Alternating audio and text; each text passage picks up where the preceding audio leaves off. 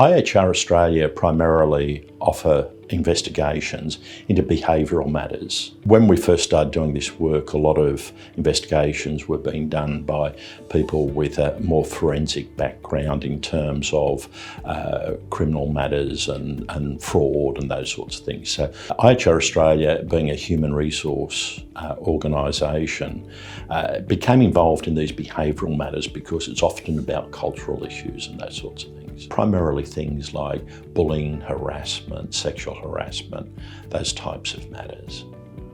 And we felt that there was a gap in terms of how those investigations were being performed.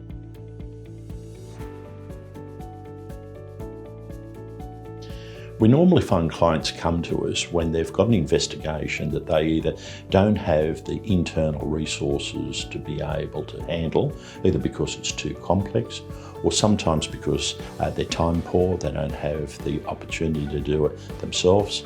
And then finally, they may not do it internally because it might not be perceived as being unbiased. So if there's a complaint against somebody who's very senior in the organisation, maybe even more senior than the person who has the skills to conduct the investigation, it may be, for example, a complaint by the CEO against the chair of the board.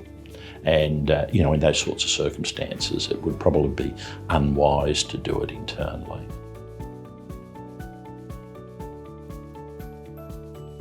We deal with complaints at all levels. So it could be a powder monkey in a mine, it could be somebody working in a rock quarry, a truck driver, a forklift operator, or it could be a CEO of an organisation who has made a complaint against the chair of the board.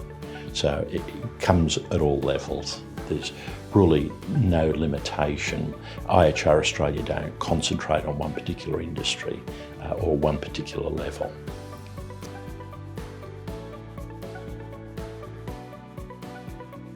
IHR Australia, as a human resource organisation, can provide a whole suite of assistance to organisations, either as an alternative to an investigation or sometimes post-investigation when they're trying to normalise the workplace.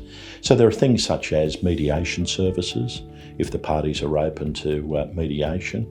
The other things that we can do are some diagnostic tools which might look at the culture of the organisation, where we might survey staff members about their perceptions of the workplace. So there are quite a lot of additional tools that IHR Australia can offer to organisations that have got some form of workplace conflict.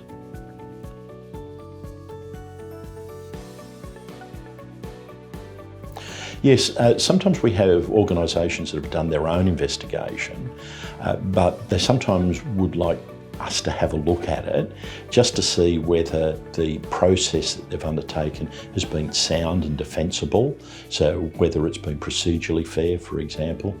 The other thing is that they might have developed the investigation as far as a draft report, and they might want us to have a look at that to sort of see whether, once again, the evidence that's been identified is supportive of the findings or conclusions that they've drawn.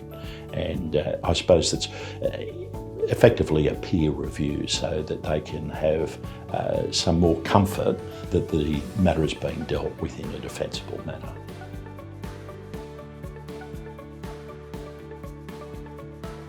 Well, it's quite difficult to sort of say that, how long is a piece of string? It depends on a whole lot of factors. One of them might be operational, so how easy is it to get hold of the people that you need to interview? Some of them might be shift workers, they might be on leave at the time, but the investigations that we do typically would take us somewhere between 35 and 45 hours worth of work by the time you interview witnesses and parties, do interview notes, write your report, do your research. It's fairly time intensive, and that's often spread over a period of about 4 to 5 weeks. We don't normally like an investigation to go much longer than that, but once again, it does depend on the complexity. It might be a simple matter, or it might be a quite complex matter, which might have allegations that might go back several years.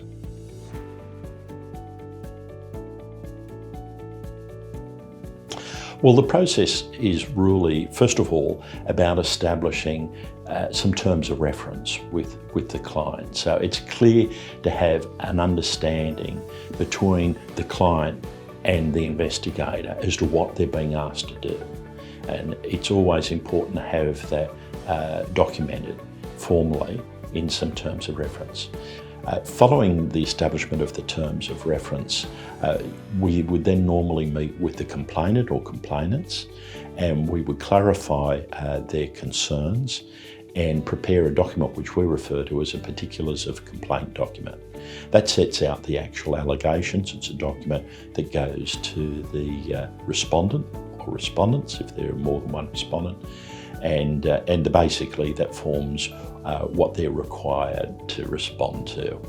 Once we've done that, we would normally interview the respondent for their response to the allegations and identify what's agreed fact between the two parties and what's in dispute. We would then identify what witnesses need to be talked to, and then we would interview those, gather any other evidence such as emails and other documents that might be relevant to the investigation.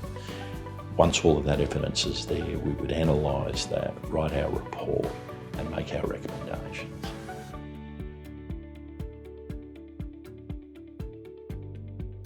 Our investigators have significant human resource background. They do vary. Most of our investigators have 20 plus years experience and a lot of experience in doing investigations. In fact, the majority of our investigators do have a legal background.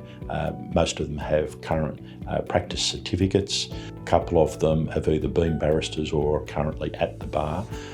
We, however, try to focus on the human factor, and so it's not just about lawyering up here, it's about making it defensible, sound in terms of process, but also having that comprehension of those human factors that IHR Australia as a human resource consultancy is able to bring to any investigation.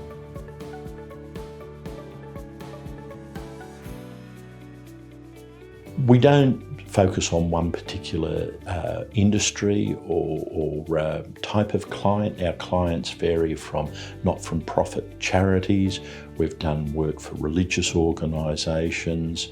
We've done work for large multinational organisations that have turnovers in the billions. You name it. I think we've pretty well done almost every area that I can think of.